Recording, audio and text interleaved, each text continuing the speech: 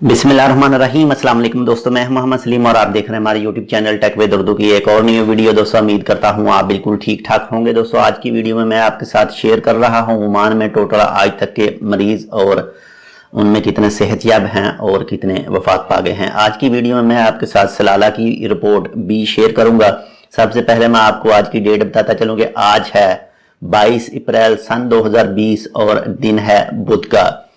कल दोस्तों 1508 थे और 238 माशाल्लाह सेहतयाब थे और 8 अफराद की वफात थी। और आज टोटल यानी ओमान में 106 केस न्यू निकले हैं और इस 106 में से यानी 106 केसों में से 35 अफराद ओमानी हैं और 71 यानी 71 अफराद खारजी हैं।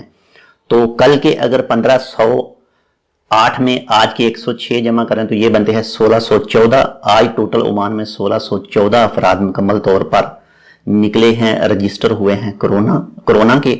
और आज टोटल जो सेहतयाब हुए हैं वो हुए हैं 238, यानी कोई भी न्यू अभी तक रजिस्टर नहीं हुआ सेहतयाब।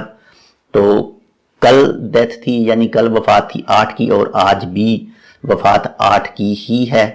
और माशाल्लाह से सलाला की बात करें तो सलाला में अब तक सिर्फ टोटल 10 केस ही रजिस्टर हुए थे और उन 10 में से 4 माशाल्लाह से सेहतयाब हो चुके हैं और 6 अब भी मरीज हैं। आपके साथ जितनी भी इंफॉर्मेशन मैं शेयर करता हूं ये मौजूद है ओमान के महकमा हेल्थ के ट्विटर अकाउंट पर।